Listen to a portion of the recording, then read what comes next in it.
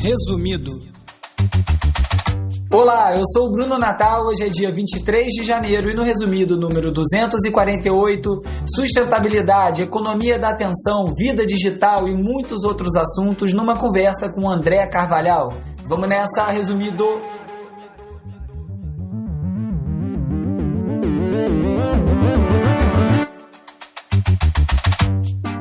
Olá, resumista! Esse é o Resumido, um podcast sobre cultura digital e o impacto da tecnologia em todos os aspectos das nossas vidas. O Resumido tem o apoio do Instituto Vero. Essa semana, no Resumido Entrevista, a conversa é com o escritor e consultor André Carvalhal.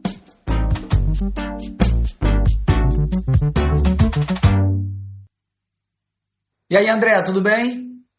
E aí, querido, tudo bem? E você? Que prazer, que alegria estar aqui nesse papo. Pois é, eu falei com você na hora do convite, não sei porque eu não tive essa ideia antes. Eu tenho marcado esse papo aqui há muito tempo.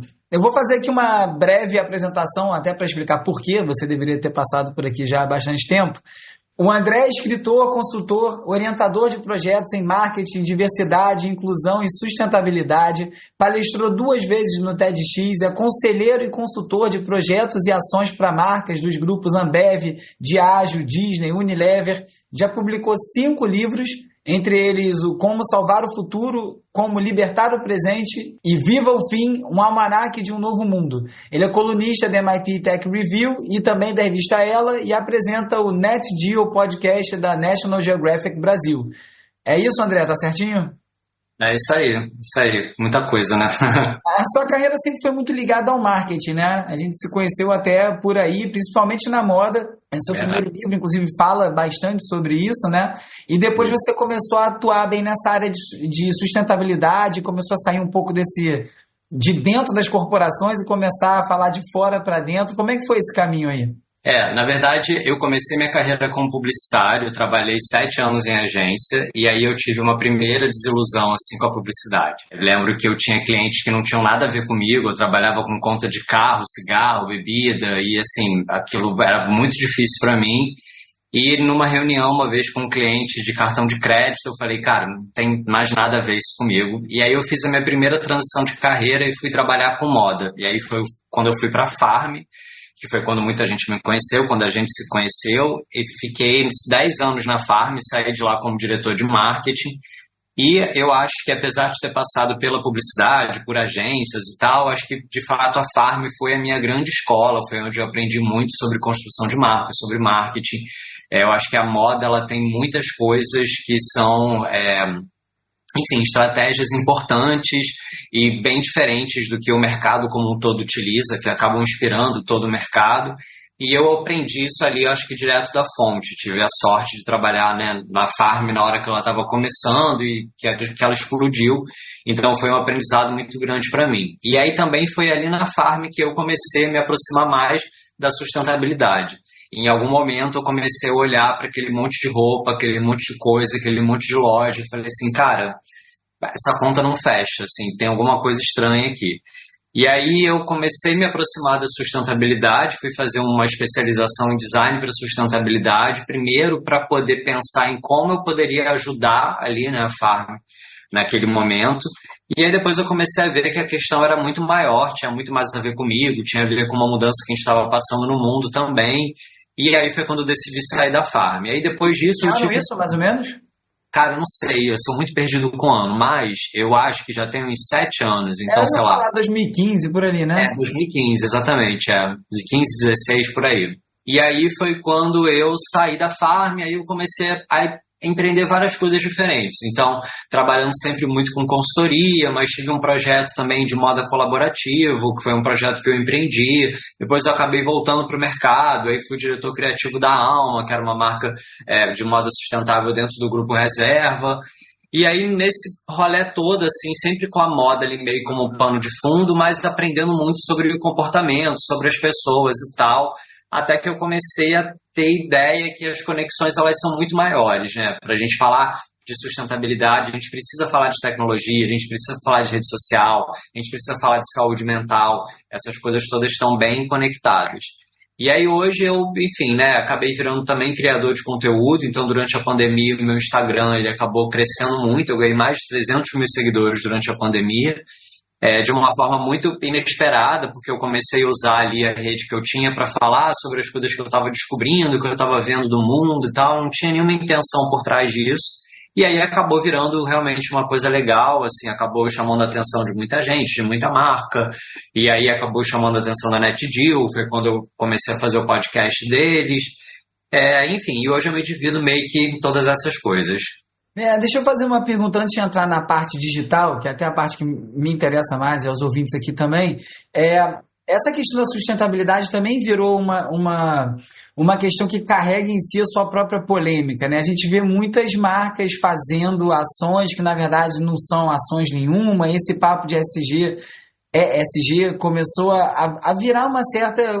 Com todo respeito de quem tá na área, eu sei que tem muita gente séria trabalhando. Eu estou fazendo uma generalização aqui, mas virou muita balela também, né? Todo mundo dizer que está fazendo alguma coisa, que é inclusivo, que é aquilo outro, virou meio que uma obrigação para as empresas. E como é que você vê esse momento hoje em dia? Como é que você está enxergando as empresas se colocando nesse cenário hoje que tem essa necessidade mesmo de uma empresa seguir isso? Eu acho que você falou bem, assim, eu acho que hoje existe essa necessidade e essa necessidade ela é uma via de mão dupla, né? Então, assim, ela pode ser muito legal porque, de fato, ela tem levado muitas empresas a se transformarem, a buscarem melhores caminhos, mas, como tudo no sistema que a gente está, também acaba virando uma oportunidade de negócio, de mercado. Então a gente viu e vê, né, muitas marcas surgindo com essa narrativa, com esse discurso, muitas marcas fazendo ações para isso. O trabalho de consultoria que eu tenho feito ultimamente com empresas tem sido até para ajudar nesse sentido, a ajudar as organizações a entenderem de fato o que elas podem fazer, como elas podem fazer e o que elas podem comunicar, porque também o que eu percebo é que existe uma euforia muito grande nas marcas de falar as coisas que elas estão fazendo. E isso acaba virando muitas vezes greenwash, porque representa 0,00,1%, né, do impacto que a empresa exerce no mundo, e aí os departamentos de marketing querem botar muita energia, muito foco, né, e falar, sei lá, seja de um produto, de uma ação, de uma iniciativa, como se aquilo tivesse uma representatividade muito grande dentro da organização. Na verdade, não tem.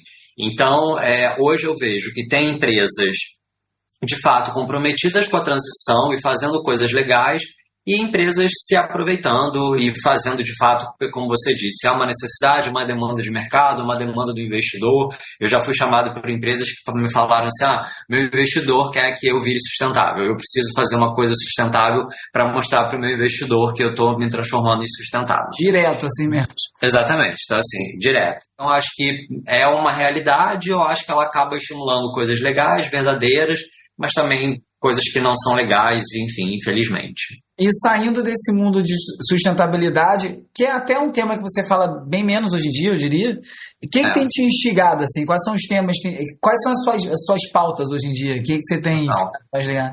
Então, foi muito interessante esse rolê todo do digital e o que aconteceu comigo durante a pandemia, né, do meu público ter crescido muito e tal, porque isso, de alguma forma, virou um data-bolha ali para mim, como eu costumo brincar. Então, assim, vira um pouco um termômetro do que as pessoas estão querendo, o que elas estão curtindo, para onde elas estão indo. E isso acabou direcionando não só o conteúdo que eu crio para as redes, mas um pouco do meu repertório atual, né? Daquilo que eu quero me aprofundar, me apropriar e tal. E aí, eu comecei a entender que quando a gente fala de sustentabilidade, da forma como a gente aprendeu, né, assim, a sustentabilidade muito ligada a questões ambientais, a lixo, né, a produção e tal, isso é muito distante da vida das pessoas. Ao mesmo tempo, existem coisas que estão muito conectadas com a nossa vida e que acabam contribuindo para que a gente viva esse mundo cada vez mais insustentável. Uhum. E dentro disso tudo, né, assim, estão as redes sociais, que estão ali a todo momento fazendo a gente pensar em coisas que a gente deveria ter, coisas que a gente deveria fazer, né, como a gente deveria ser, e tudo isso acaba contribuindo muito para que a gente viva esse estilo de vida insustentável. Então, sei lá, saúde mental. Muita gente hoje consome demais. O consumismo, ele vem muitas vezes de um desequilíbrio interno, de um desequilíbrio emocional, que é potencializado pelas redes sociais, é potencializado pela crise que a gente vive nas nossas relações, é potencializado pela crise do mercado de trabalho, pelas transformações que estão acontecendo. Então, eu comecei a entender que, assim, tinha mais sentido para mim falar sobre essas coisas que de alguma forma contribuem com essa insustentabilidade do mundo, do que ser aquele cara que fica ensinando a reciclar o lixo, né? Enfim, a fazer esse tipo de coisa.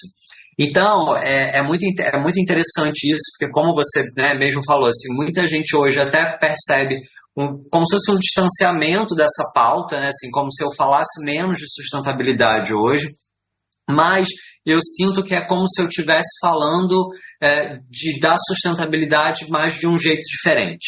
Ou de um jeito mais amplo, talvez, né? Sustentabilidade para além dessa pegada reciclagem, impacto ambiental e mais para um lado de sustentabilidade como um todo, é isso? Sustentabilidade humana, sei lá. Exatamente. Mas uma sustentabilidade humana, assim.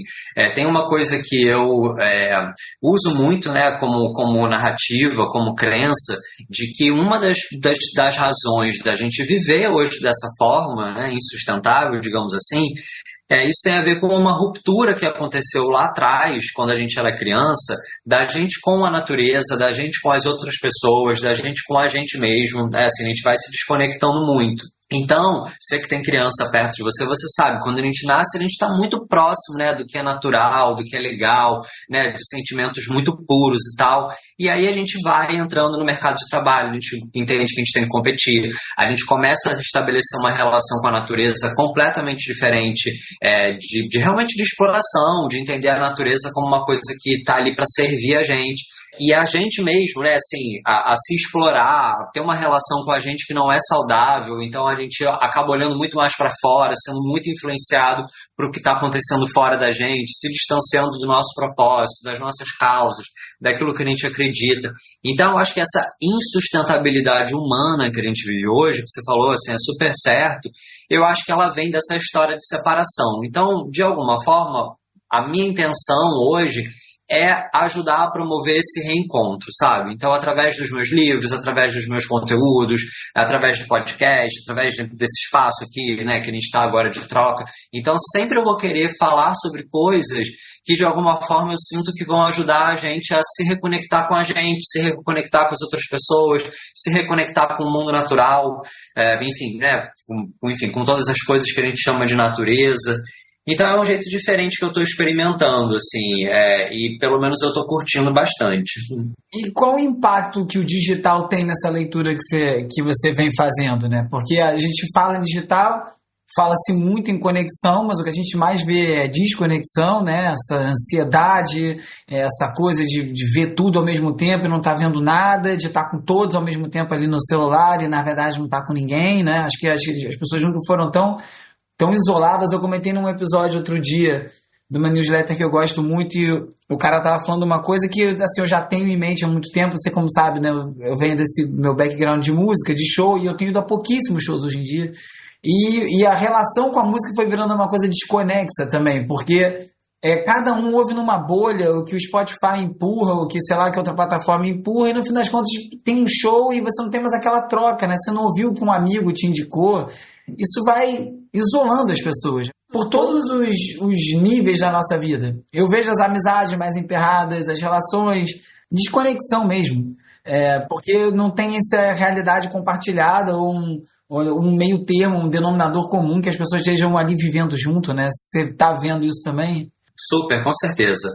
Por isso eu acho o trabalho no digital importante, porque eu acho que é uma forma de chegar nas pessoas, de se aproximar das pessoas, mas eu mesmo vivo comigo uma série de conflitos de como fazer isso. Então, como você disse, né, a gente está cada vez mais agarrado no celular, a gente está ali cada vez mais dependente. Eu não gostaria de estar dessa forma, eu também estou.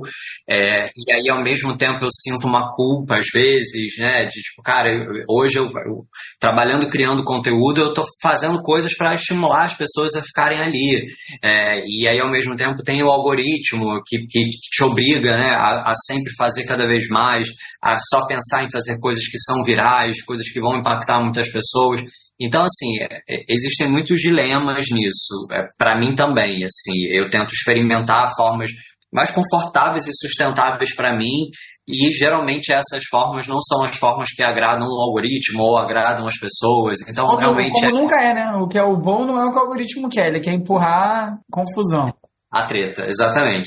Então eu venho pensando muito sobre isso, experimentando muito sobre isso. Por outro lado, como a gente está ali o tempo inteiro, e como isso tem um impacto muito grande na nossa vida, eu acho que não tem como fugir, né? Então eu procuro fazer isso da melhor forma, eu uso muito as minhas redes para questionar a nossa relação com o digital, para questionar essas coisas que você falou, como a nossa presença num show. Eu fui outro dia no show do Red Hot Chili Peppers, assim, e aí eu fiquei de cima, assim, num camarote no estádio, e olhando de cima a sensação era muito doida, tipo assim, todas as pessoas no celular, assistindo o show pelo celular, né? Então, assim, eu nunca tinha tido essa visão antes, então foi muito impactante para mim, assim, olhar para baixo e ver aquele mundo de pessoas com o celular assim na mão, né, filmando. E será que essas pessoas estão realmente aproveitando o show? Elas estão filmando aquilo ali para quê, né? Elas estão transmitindo, e quem está vendo aquilo ali está vendo aquilo ali provavelmente também numa segunda tela, né? Está vendo aquilo enquanto está assistindo no Netflix, ou enquanto está numa mesa de conversa, enquanto está dirigindo. Então, assim, é uma coisa muito doida. Não, para mim eu tenho que as pessoas quando estão filmando isso, meu primeiro pensamento, principalmente quando a tela está na minha cara, na frente do jogo que eu quero ver, é que a pessoa nunca vai ver aquele vídeo. Ninguém nunca vê nenhum vídeo que filmou. E posta. E quando eu tô com um amigo e alguém tá postando, eu falo, ninguém vai ver seu stories, vai todo mundo pular esse. Você vê o de show de alguém, ninguém vê, vai ser pulado. Então, é um desperdício de energia, assim, um dínamo mesmo. Você perde a sua atenção no show para alimentar aquele troço que vai tomar de alguém que nem quer ver aquilo. É assim, é uma coisa enlouquecedora a dinâmica que isso tomou na vida, né? Como isso ficou. Por outro lado, apesar de haver esse entendimento cada vez mais claro, né, de todo mundo, você falou aí da sua trajetória, eu posso falar aqui do próprio resumido como foi nos últimos anos, esse assunto aparecendo, você lida muito com marca. A gente falando aqui, você falou um ponto importante, né? Eu tinha até separado essa pergunta aqui pra gente falar sobre criticar o mundo digital e ter que fazer parte disso. Que vai terminar o episódio, eu vou convidar todo mundo para seguir @resumido.podcast em toda parte, que é meio paradoxal. Eu sou uma pessoa, e eu admiro o seu trabalho, e até uma conversa a gente tem um dia depois em off, eu não consigo organizar o meu conteúdo dessa forma para as redes. Eu quando fazia blog, as pessoas me falavam, você tem que fazer um título com SEO. Se você entrar no Ubi, que é o meu blog, né, que está lá agora parado, todos os meus títulos são títulos que eu achava legais. E normalmente não dizia nada do que havia no texto, era uma sacada, alguma coisa que é péssimo para SEO, mas eu nunca não fiz isso. Cara, mas eu quero botar a coisa assim.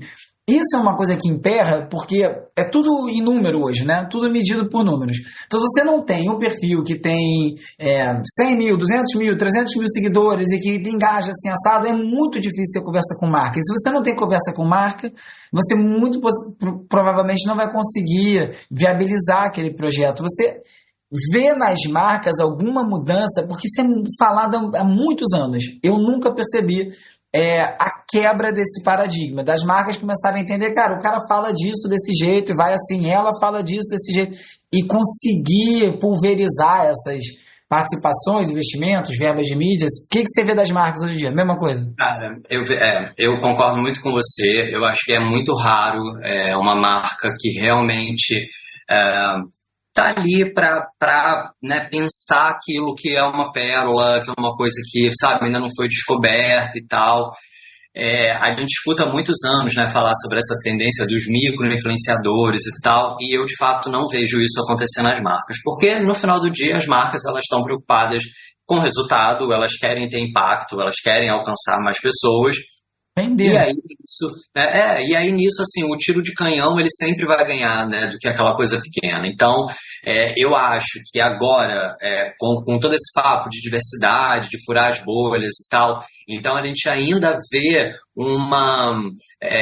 algum tipo de mistura. Então, assim, sei lá, um criador de conteúdo, influenciador que é negro, que é indígena, e aí que tem um número menor de seguidores e tal. Mas se você vai, né, para fora disso, porque aí ali o interesse, digamos assim, é outro, né? Então ali o interesse está na Posicionamento. Exatamente, no posicionamento está na pessoa e não no alcance. Mas aí o que eu vejo são as marcas fazendo essas composições. Então tem aquela minoria ali, literalmente, que é aquela galera que precisa cumprir o posicionamento, né? Que para a marca falar que é legal e tal. E aí tem os outros que são as celebridades, os grandes influenciadores e tal, que é de onde as marcas acham que está vindo o resultado, porque hoje o resultado ele ainda é medido somente, né, na maior parte das vezes, pelos números, pela questão financeira, pela entrega e tal.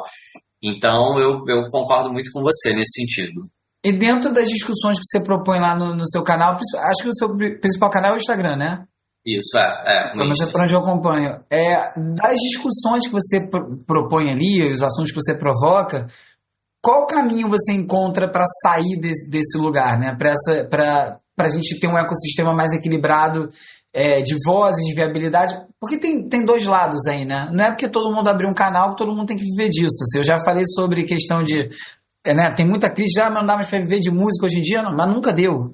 Foi sempre alguns, é igual ao futebol. São 2% que ganha acima de 10 mil reais e olha lá. Então, nunca deu, a realidade é essa. Mas a gente vê muitos movimentos, muitas coisas por aí legais que acabam não conseguindo andar. Assim, como é que você, estando dentro, né, produzindo conteúdo e fazendo, como é que você vê os caminhos para esse mundo paralelo aí, onde quem não está encaixado nesses lugares? Sim, também quando a gente olha para a influência e para a economia de criadores e tal, a gente também vê uma concentração ainda muito grande, a gente vê as matérias, né?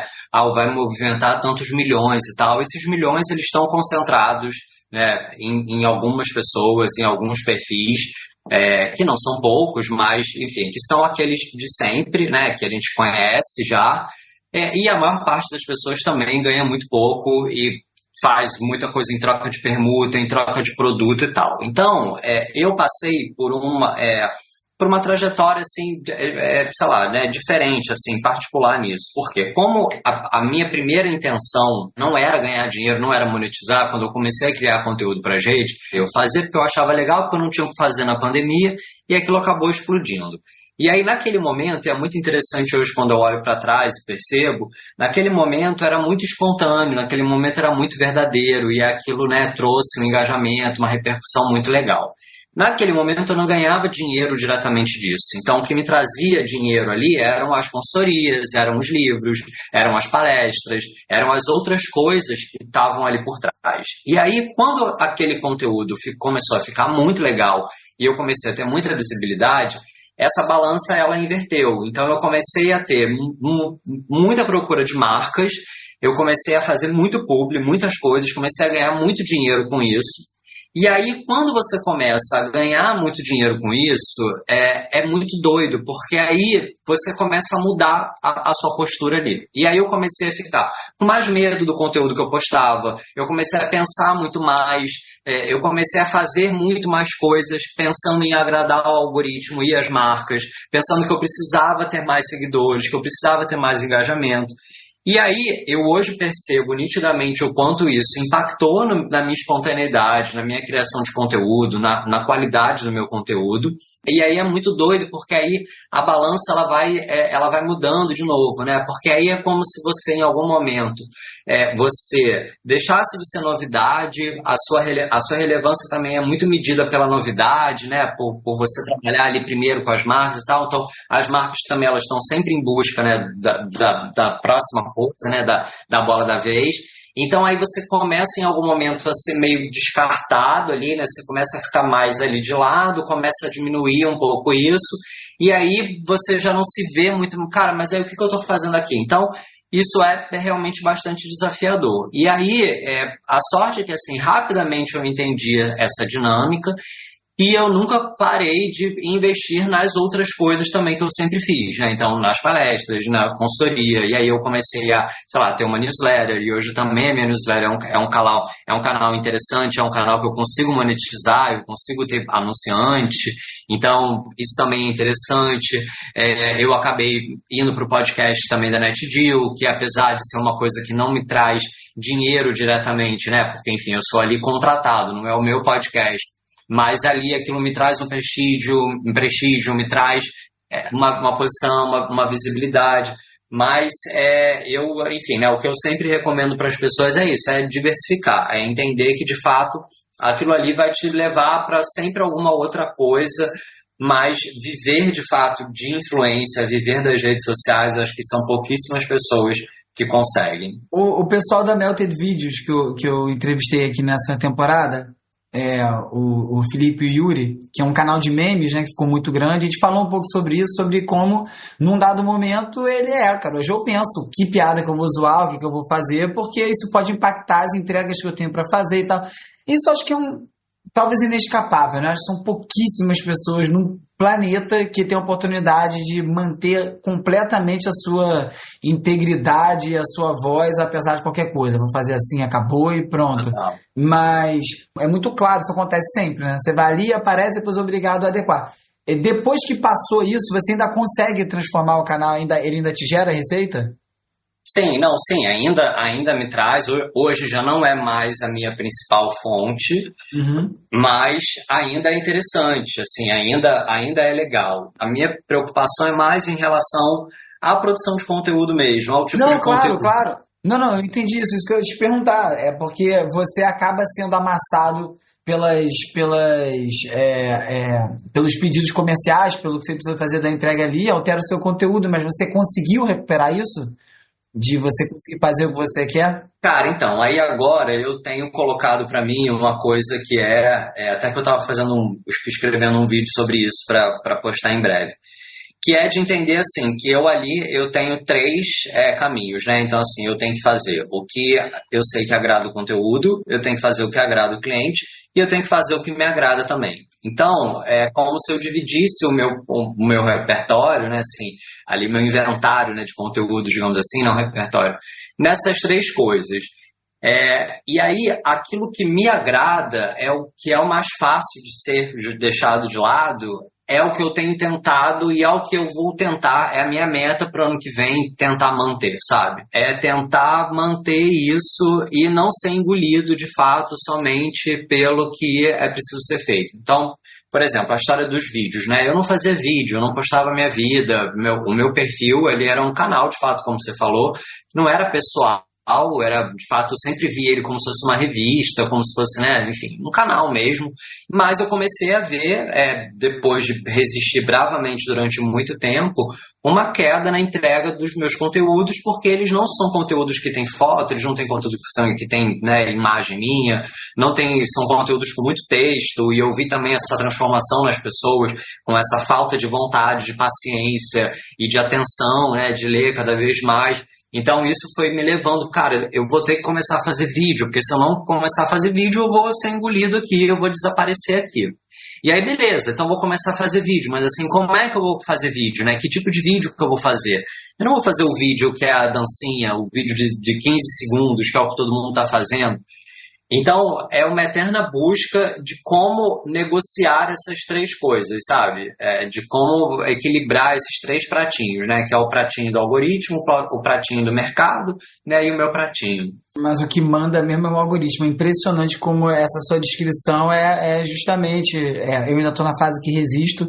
Você é obrigado a fazer o que a plataforma quer. Como ela quer, que tipo de conteúdo que ela quer, senão ela não vai entregar. Essa é a maior crueldade desse sistema todo para mim. André, eu queria entrar em vários outros assuntos aqui ainda, sobre a sua produção, como é feito. Eu acho que eu vou guardar isso tudo para um próximo papo. Achei bom demais conhecer melhor assim, a sua visão dentro da internet. Quem não te conhece pode te acompanhar por onde? Total, no Instagram, @carvalhando, e aí lá na minha bio tem links para assinar a minha newsletter, para ver os livros, e ouvir os podcasts, ler todas as coisas, mas é o Carvalhando ali no Instagram que é o melhor canal. Legal, André. Obrigado demais aí pelo papo. Vamos marcar outros e trocar mais ideias. Vamos, com certeza. Valeu. Tchau, tchau, pessoal.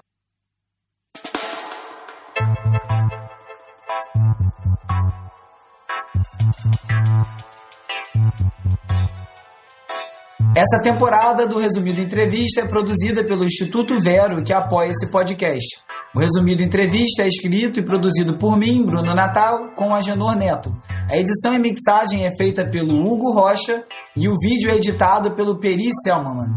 As redes sociais são editadas pelo Lucas Vasconcelos, com design do Thiago Duarte. A foto da capa é do Jorge Bispo e o tema original foi composto pelo Gustavo Silveira.